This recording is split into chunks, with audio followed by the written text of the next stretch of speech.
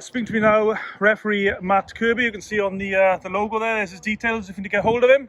Hey there, mate, you alright? I'm good. Matt, I first come aware of you when you were a referee at the Welsh Combat Sports Series here in Cardiff, which you're at tonight now.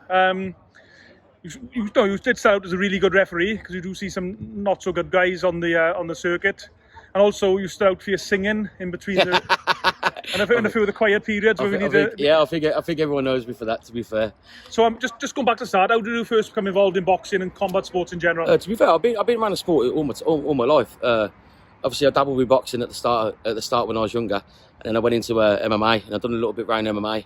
I done a bit of jiu-jitsu and stuff like that, and then I've come back into the boxing scene to have a little charity fight, raise some money for some charity, and then next thing you know, one thing led to another. I had a fight.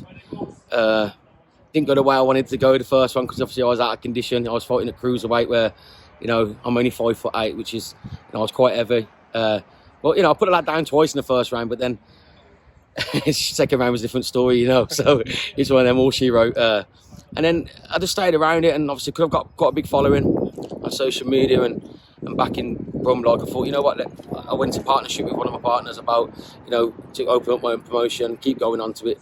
And then obviously I've been around the sport for a long time, and I think just one day, someone's referee just never turned up, and they said, do you want to jump in, Matt? And I was like, yeah, why not? Why not? I jumped in it and done it, loved it, and some referees do it for the hype of it. I'll do it for the love of it. I don't drink, don't take drugs. For me, this is my release. This is what I'm here for. So just going back, did you have any amateur boxing contests when you were a youngster? As a young boy now, as I say, I trained out of an amateur gym at one stage. But to be fair, I was more football. I ain't gonna lie. The area where I grew up was like football, amateur. Do you know what I mean? It's like, what do you want to do? And it's like, at the time, everyone wants to get the big money, don't they? And think they're a footballer. And to be fair, I was a decent footballer at one stage. You know what I mean? And all my mates, they're all professional footballers. I should have probably continued it at the start because that was my passion. But life's too short now. You know what I mean? And the contest you mentioned, the white collar contest as a cruiserweight, that was your actual first contest, was it? No.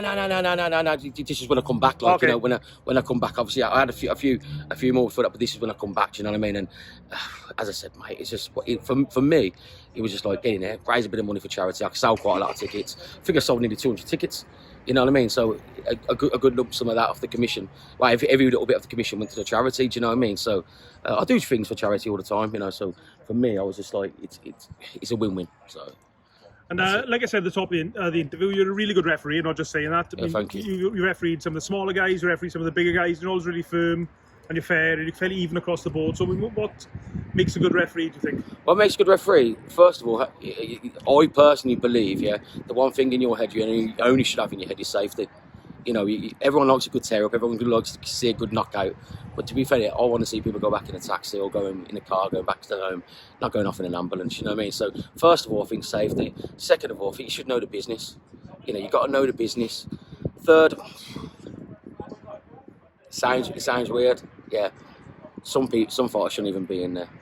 You know what I mean? And you know that from the moment they step out. The guard's low, they haven't got a jab on them, the footwork's all over the gaff.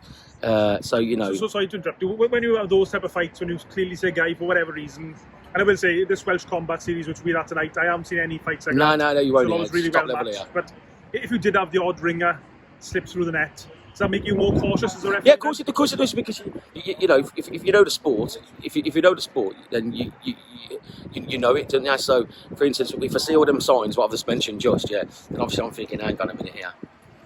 This could end up a bit naughty. So, you're a bit close as a referee, you got to get closer. Sometimes you get too close. Last year I got chinned, didn't I? But you know what I mean? But you've got to be a little bit cautious. So you're a bit on the ball, especially if the other lad's a bit more levelled up as well. If the other lad's more levelled up, then it's going to end in one way. So do I let it end in that knockout way, or do I end it in the nicest way? And personally, I'll end it in the nicest way. I don't want to see no one get hurt. So.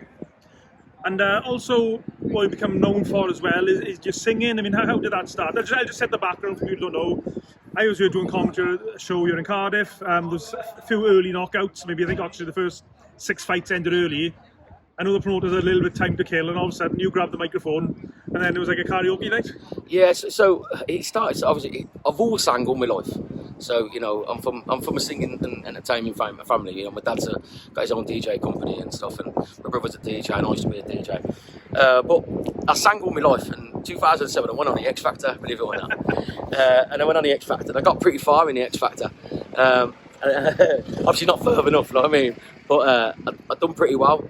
So I've always sang all my life. It's one of my hobbies, what I enjoy doing. So I think it was one night, an MC blew out of a show, and they rang me and they said, Matt, you got a pair of balls, like, do you know what I mean? Do you want to come and do it?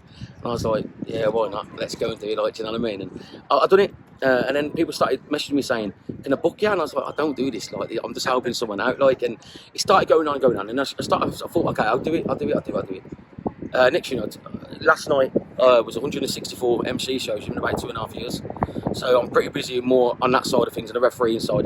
I pretty much do like 3 or 4 shows refereeing contractual. This is the contractual show, so every time I'm going to show up here, do you know what I mean?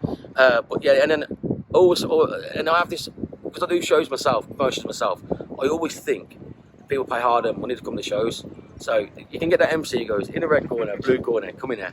But fuck it, why not? Let's have a sing song. Do you know what I mean? Let's give the ladies something to dance for, you know. Because when you go out, take the missus out for a night out, she's sitting there bored drinking a glass of wine, and she goes home and happy. I mean, a little bit of Kirby having a sing song, she goes back happy, doesn't she? So yeah, so that's how it all started. So I thought, why not? Just put a little bit of my singing practice into it, into the entertainment side of things, and let's give the fans something what they want to see, you know. And just the X Factor you mentioned, I didn't actually know that. Is any of that footage available online? There was on the Extra Factor a lot. It's all a fucking fix, mate. When you know, I could talk forever about it, yeah. But I was on the Extra Factor quite a bit, yeah. So you can look at me now. Is it on YouTube? Yeah, he's on YouTube, yeah. But I'm signed anyway. I'm a signed professional singer. Okay. So I'm signed to a company called Smooth City Records. So I'm signed to them.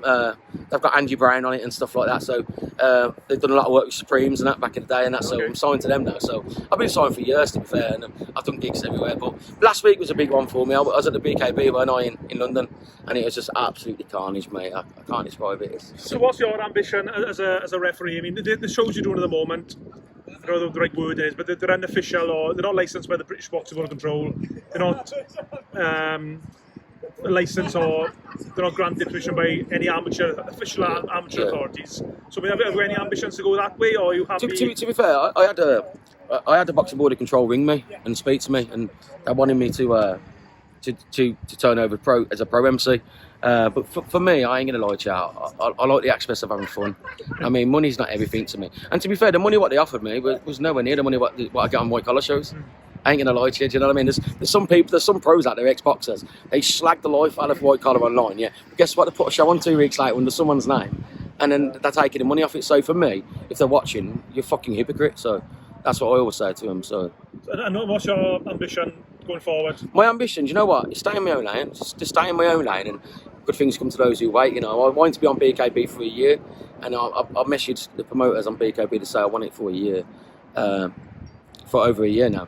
And they give me a chance, and God bless them if they're watching. But as I said, they give me the chance, and they want me back again. So what can I say? I must have done something all right. But no, I just appreciate every promoter who's booked me. Every promoter who's booked me. Every person like yourself follows me, and you know we talk offline as well. It's just massive thank you. I'm just going to stay in my own lane and just be the best I can be. And the Welsh Combat Series, which is the show we're here at tonight, here in the Vale Arena. Just behind us. I'm using this phone, so apologies for the perhaps low standards. But tell us about this show tonight. Me personally, if you call it one licensed boxing, or you want to call it whatever you want to call it, it's probably the best I've been to. So there's something about this place, isn't there?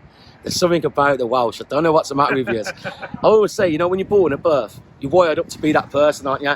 You lot are fucking wired differently, man. They put wires on different parts of your brain cells. You're absolutely bonkers. But no, it's me, Welsh Combat Series, probably the best out there. Rocky and Sean, always been fantastic to me. I speak to them outside of work, outside of obviously the shows and stuff, and you know, he asked me for advice. I asked them for advice, and you know, I think we're on the same page. So I'm forever grateful for them, and that they host an absolutely amazing event in Cardiff. So.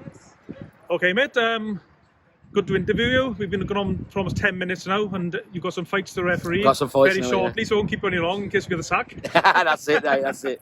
And hope we have a good show. Look forward to the singing after. That's it, mate. That's it. Okay. Cardiff's on fire. There you go. There we go.